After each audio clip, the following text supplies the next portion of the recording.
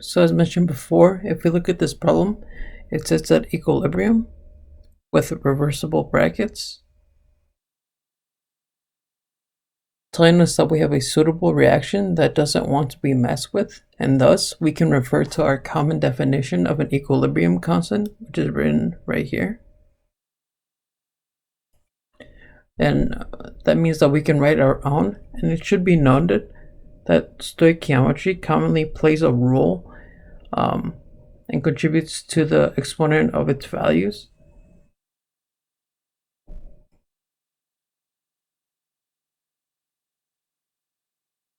And the brackets usually correspond to the equilibrium concentration.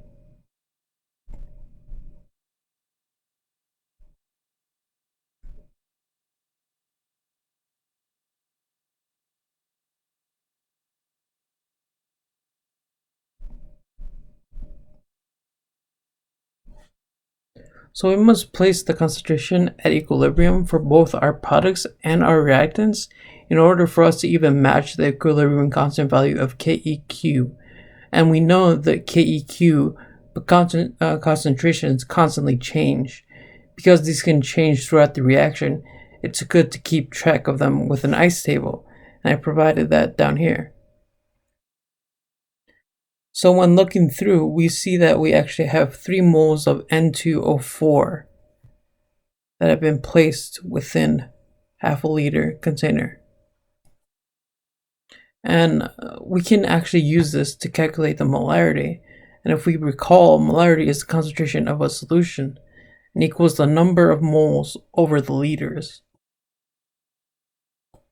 I wrote the formula right here. So if we use this, plus 3 moles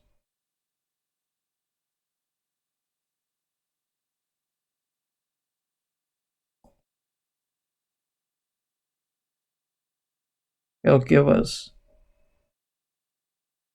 6 molarity. And so this is great. We could plug this into our ice table that I made. And this will actually be our starting N2O4 concentration, our initial concentration.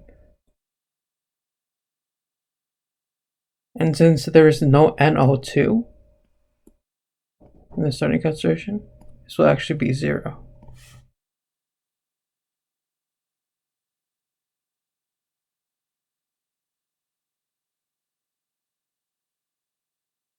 And so moving on, we cannot determine the value of reactants that are changing directly. The best we can do is assign an unknown variable and solve it for later on. In addition, it should be noted that these reactants are ultimately being taken away from the overall initial concentration expressed in our I term, or these initial concentration term. So it exists as minus x in this box. In addition, following the conservation of mass, the value of products, which is NO2, will be formed with the same variable of reactants destroyed. And in equilibrium constants, it's important to account for stoichiometry again, as this will contribute to the value of x. And the stoichiometry I'm referring to is seen up here as 1 molecule of N2O4 will contribute to 2 molecules of NO2.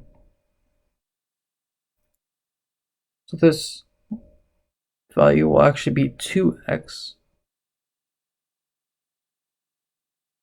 So moving everything forward into the equilibrium column, to see everything lies, we get the values of our equilibrium concentration.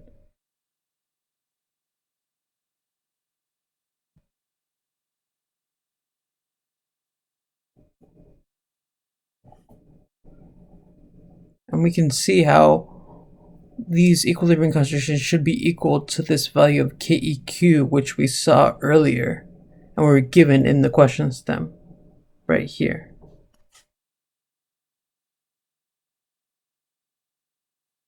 We can actually write it out. 6.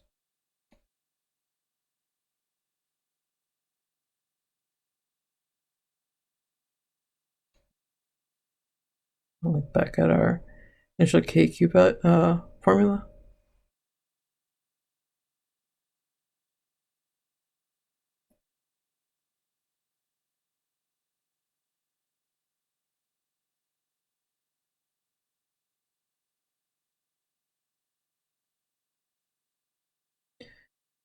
And so this fraction actually contributes to the overall KEQ value that we have. And so you might have noticed that we have a weird polynomial that looks difficult to solve, as we have an x value in both the denominator and the numerator. And so this may seem odd, but the KEQ itself exists as a fraction on the left side of the two reaction sides. So a common trick actually is to look at the exponent value right here of the KEQ value that's provided.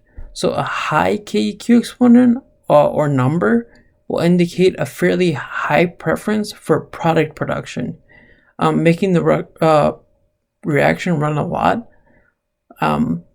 However, if you see a very small tiny number, which is the case here, as you see -6, then you will have a reaction that will barely run at all when it reaches equilibrium.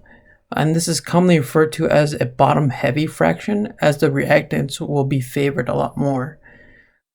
So this is the point where it's called negligible, and the x variable and the denominator will actually be removed, and you might see a rearrangement like this.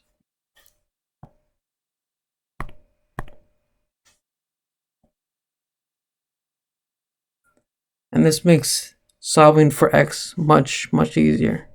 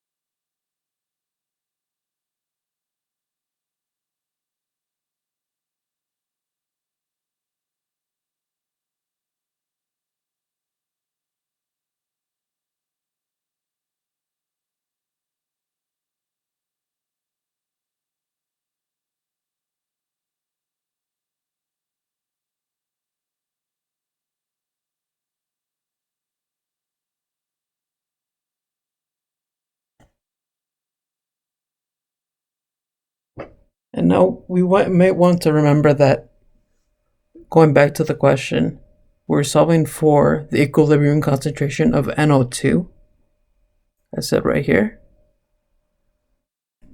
So we might want to remember what is actually the equilibrium concentration at NO2.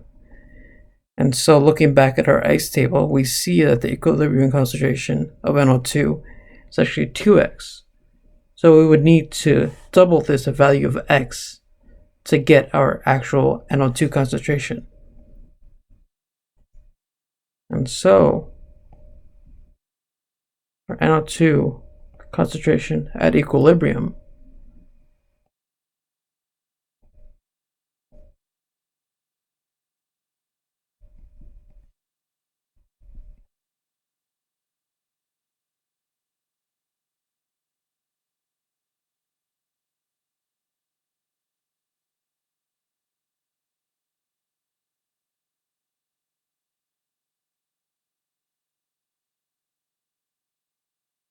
is this.